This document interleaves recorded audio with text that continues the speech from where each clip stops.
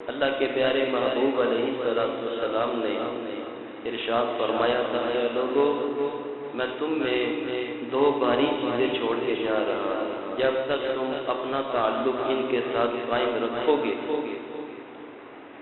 اور ان کے دامن کو مضبوطی سے پکڑے رکھو گے، تمہیں دنیا کی کوئی طاقت گمراہ نہیں کر سکتی۔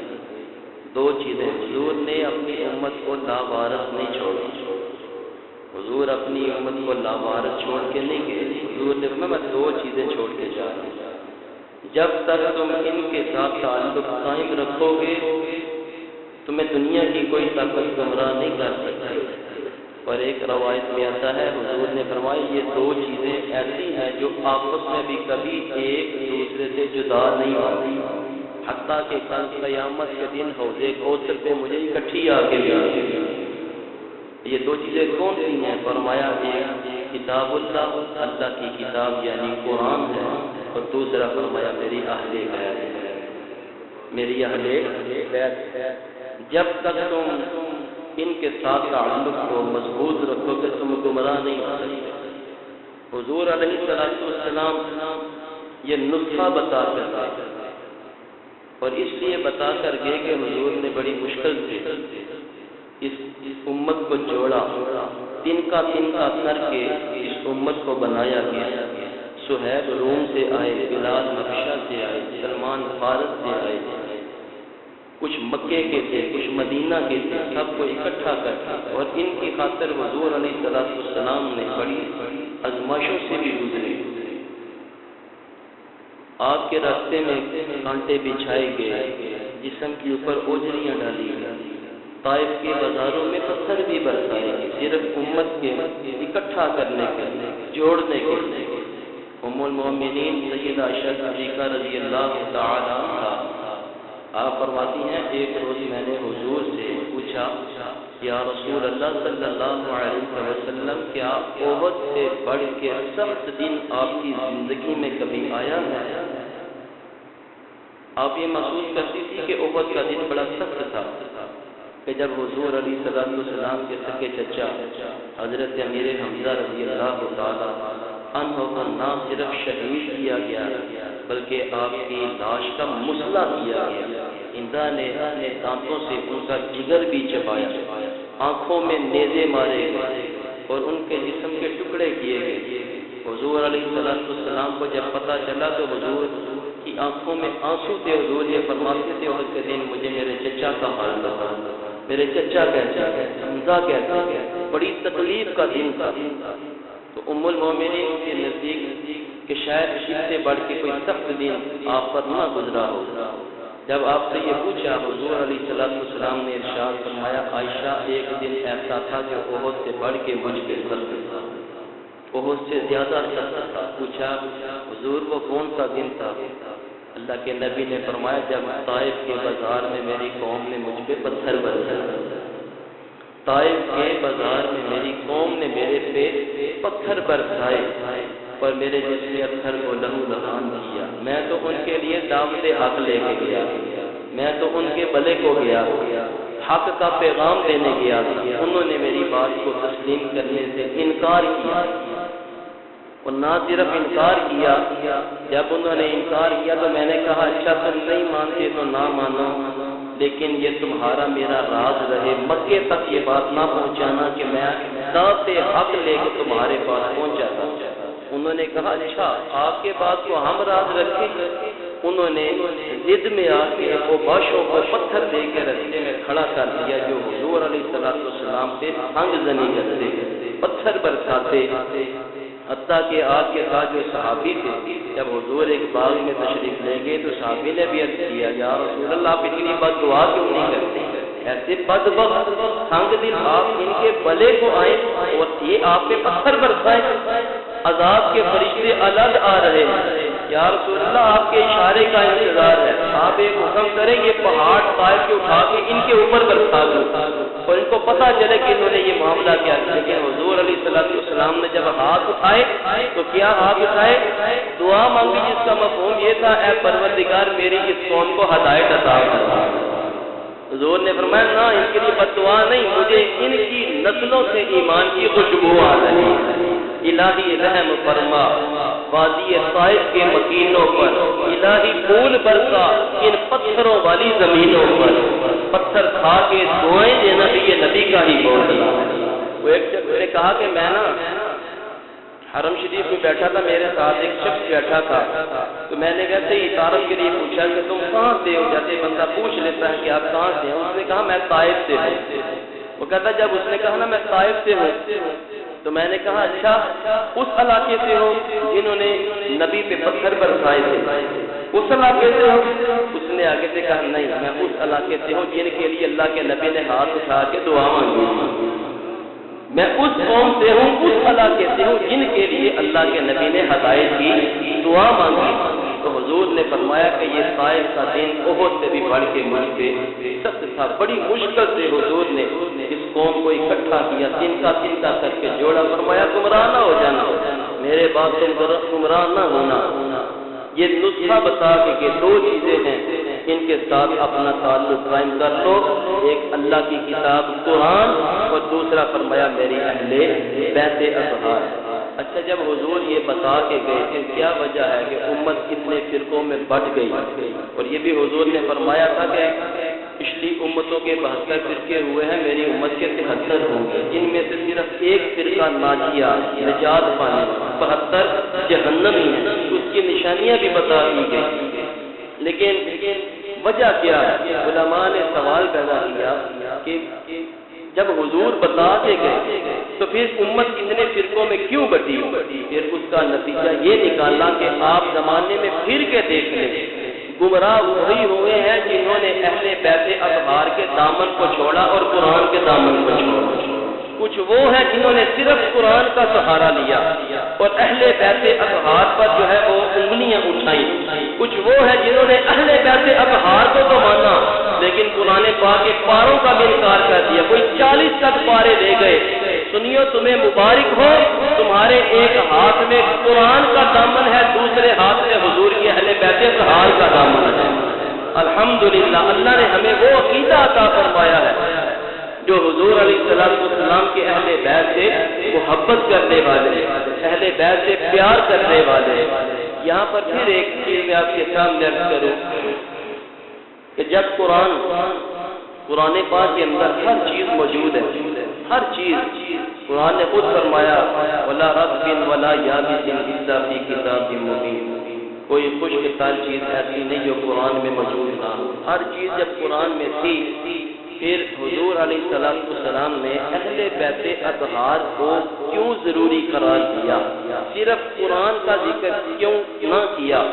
قرآن کے ساتھ اپنی اہل بیت کا ذکر کیوں کیا؟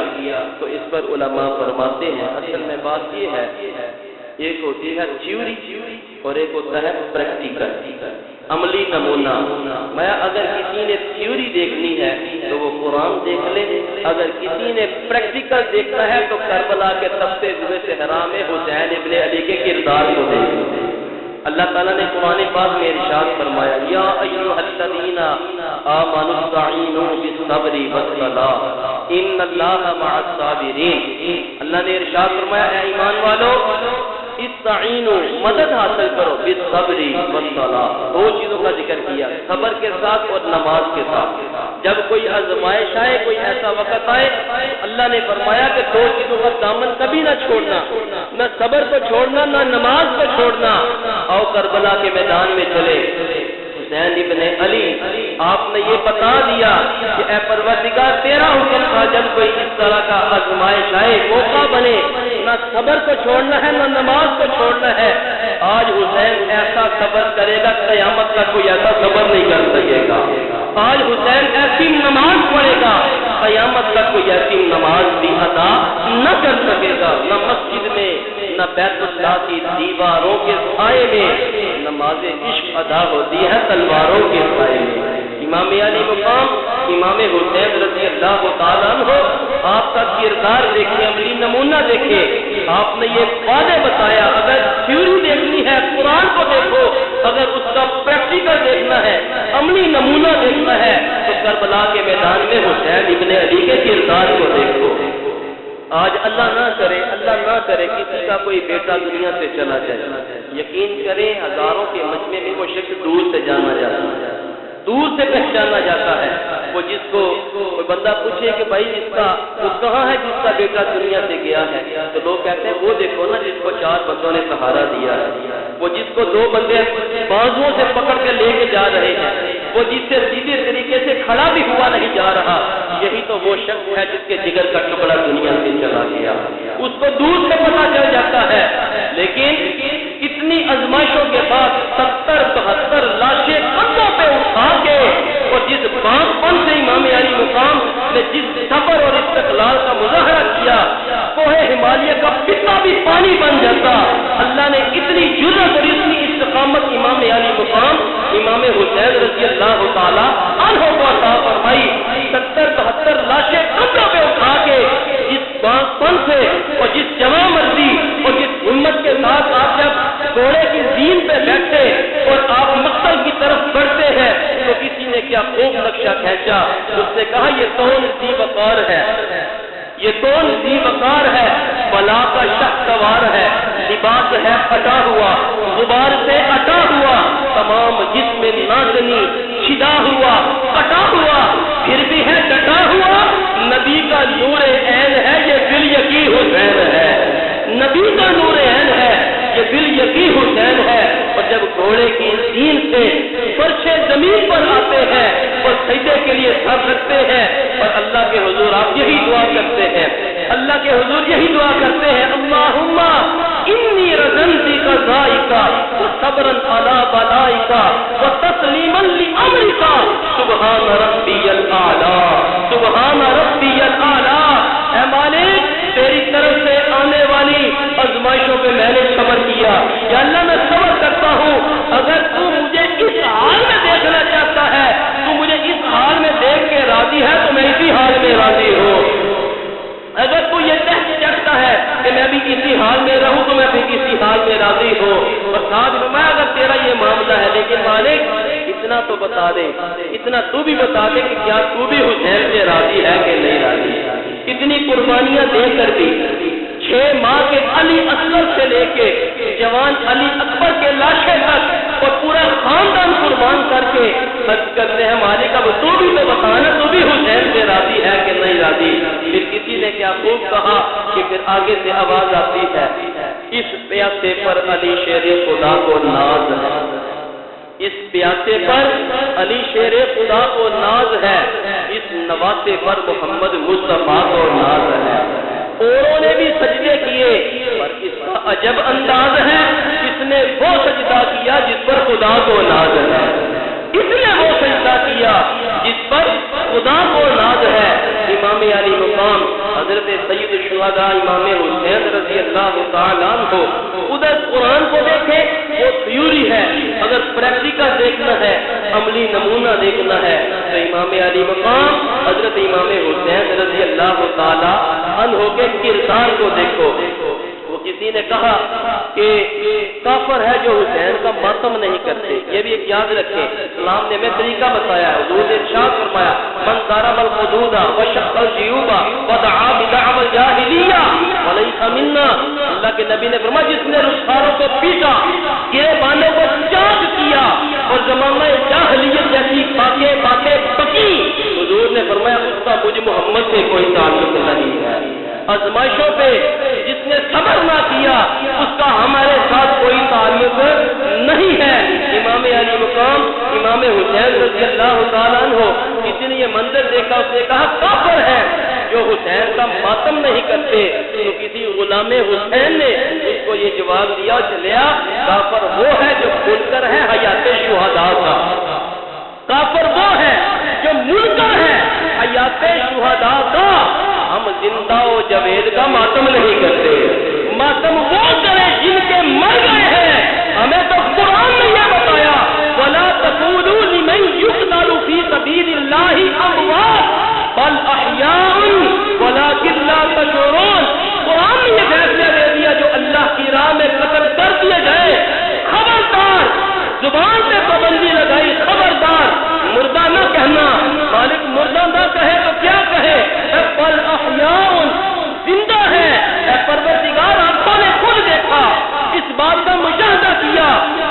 گواہ ہے جسم ٹکڑے ٹکڑے ہو گیا، سر تن سے جدا ہو گیا، روح جسم سے پرواز کر گئی، پھر اے پروردگار تیرا حکم ہے فَالْأَحْيَاءُ زندہ کیسے ہے؟ رب نے فرمایا تم میری بات پہ ایمان رکھو وَلَٰكِن لَا تَشْعُرُونَ، یہ وہ بات ہے جس کو تمہارے دماغ سمجھ نہیں سکتے، جس کا تم احاطہ ہی نہیں کر سکتے۔ اور چوتھا پارہ کھولے، وہاں پہ اللہ تعالیٰ نے یہاں پہ زبان پہ پابندی، وہاں پہ سوچ پہ پابندی، یہ اللہ کہہ نہیں سکتے، سوچ مننا، سوچنا بھی نہیں۔ وَلَا تَحْسَبَنَّ الَّذِينَ قُتِلُوا فی سبیل اللہ امواتا، جو اللہ کی راہ میں قتل کر دیے جائیں، مردہ کہنا تو دور کی بات، انہیں مردہ گمان بھی نہیں کرنا۔ بل احیاء، وہ زندہ ہے، عند ربہم یرزقون، میرے زندہ ہی نہیں بلکہ ان کا رب ان کو رزق بھی عطا فرما رہا ہے، وہ رب سے رزق بھی لے رہے ہیں، کھا بھی رہے ہیں، پی بھی رہے ہیں۔ تو ہمارا یہ عقیدہ ہے، منکر کافر وہ ہے جو منکر ہے حیات شہداء کا، ہم زندہ و جاوید کا ماتم نہیں کرتے، ہم حسین والے نہیں بلکہ ہم واہ حسین والے ہیں۔ واللہ اے حسین تو کارے کر دے، قسم سے اے حسین آپ نے وہ کام کیا قیامت تک کوئی بھائی کا لال اس کی مثال پیش نہیں کر سکتا، اس پہ رونا نہیں بلکہ فخر کرنا چاہیے اور آپ کو سلامی عقیدت پیش کرنا چاہیے۔ اے حسین ابن علی تم پر سلام، نادش آل نبی تم پر سلام، اے شہیدان محبت کے امام تم پہ لاکھوں رحمتیں، لاکھوں سلام۔ لالا گو، لالا بدن، لالا چمن، اے چمن اندر چمن اندر چمن، زندگی ہی زندگی تیری حیات، اے حیات اندر حیات اندر حیات، افتخار ملت فیضا ہے تو، رب توبہ کی قسم یکتا ہے تو، اور فخر کا دل میں دریچہ بات کرنا چاہیے، جن کا تو آقا ہے ان کو ناز کرنا چاہیے۔ الحمدللہ ہم ناز کرتے ہیں، یہ ان لوگوں کے لیے جو یزید کو امیر المومنین کہتے ہیں، جو یزید کو رضی اللہ تعالیٰ عنہ کہتے ہیں، اور العیاذ باللہ امام حسین رضی اللہ تعالیٰ عنہ کو باغی کہتے ہیں۔ ہم کہتے ہیں فیصلہ تو اسی دن ہو گیا تھا، فیصلہ تو اسی دن ہو گیا تھا۔ اگر یہ جنگ تھی، اگرچہ ہمارا یہ عقیدہ ہے کہ یہ نظریات کی لڑائی تھی، یہ کوئی اقتدار کی یا شخصی لڑائی نہیں تھی، یہ نظریے کی لڑائی تھی۔ ایک طرف یزیدی سوچ تھی، ایک طرف حسینی سوچ تھی، ایک طرف یزیدی نظریہ تھا، ایک طرف حسینی نظریہ تھا۔ یہ لڑائی نظریات کی تھی نہ کہ اقتدار کی تھی۔ فیصلہ اسی دن ہو گیا جب امام علی مقام امام حسین رضی اللہ تعالی عنہ کا سر ہولی نے جدا کیا اور نیزے کی نوک پہ اس کو اٹھایا تو کسی نے کہا، اس نے جب کہا نا ہم نے سر کاٹ دیا ہے تو کسی نے کہا ارے واہ یہ کیسا سر ہے جو کٹ کے بھی سر بلند ہو گیا ہے، یہ وہ سر ہے جو کٹ کے بھی بلند ہو گیا ہے۔ اور جب یہ لشکر، جب یہ قافلہ یزید کے دربار میں پہنچا، امام زین العابدین رضی اللہ تعالیٰ عنہ، آپ کا نام زین العابدین نہیں، یہ لقب ہے آپ کا، ویسے آپ کا نام علی الاوسط ہے۔ حضرت امام حسین رضی اللہ تعالیٰ عنہ تینوں بیٹوں کے نام علی سے رکھے، ایک کا نام علی اصغر تھا، ایک کا نام علی اوسط تھا اور ایک کا نام علی اکبر تھا۔ اصغر چھوٹا، اوسط درمیانہ اور اکبر بڑا۔ امام زین العابدین رضی اللہ تعالیٰ عنہ آپ نے اللہ کی اتنی عبادت کی، اتنی عبادت کی کہ سارے عابدوں کا فخر بن گئے، سارے عابدوں کا، جتنے بھی دنیا میں عبادت کرنے والے ایک طرف اور امام زین العابدین کی عبادت ایک طرف۔ آپ کی عبادت کی وجہ سے آپ کو یہ لقب دیا گیا زین العابدین، یہ عابدوں کی زینت، یہ عبادت کرنے والوں کی زینت ہے۔ وہ امام زین العابدین رضی اللہ تعالیٰ عنہ 13-14 سال کی عمر ہے جب یہ قافلہ یزید کے دربار میں پہنچا تو یزید نے ہمدردی کرنا چاہی۔ آپ نے فرمایا مجھ سے ہمدردی نہ کر، میرے سامنے جو قاتل اگر تو مجھ سے اتنی ہی ہمدردی رکھتا ہے تو میری یہ باتیں مان۔ پہلی بات تو یہ ہے کہ جو قاتلان حسین اور دوسرے جو قاتل ہیں دوسرے لوگوں کے، ان کو سامنے لایا جائے، ان سے پوچھا جائے کہ کیا قصور تھا، کیوں یہ معاملہ کیا گیا۔ دوسری بات یہ ہے کہ ہمیں جو ہے وہ شہیدوں کے سر دیے جائیں تاکہ ہم انہیں سپرد خاص کریں. اور تیسری بات یہ ہے کہ ہمیں باحفاظت جو ہے وہ مدینہ الرسول بھیجا جائے.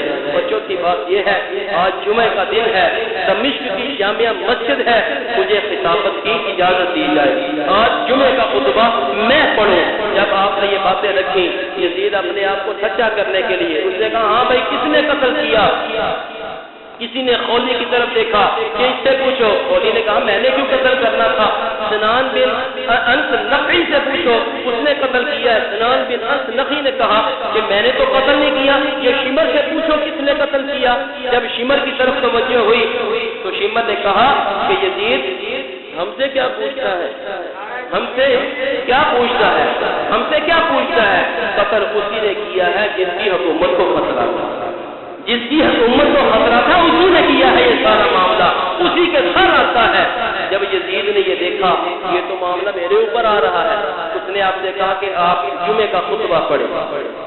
اب امام زین العابدین رضی اللہ تعالیٰ عنہ جب جمعے کا خطبہ دینے لگے دمشق کی جامعہ مسجد کا حد نگاہ لوگوں کا ہجوم ہے, اور جب آپ بولنے لگے خطابت تو اس گھر کی لونڈی تھی.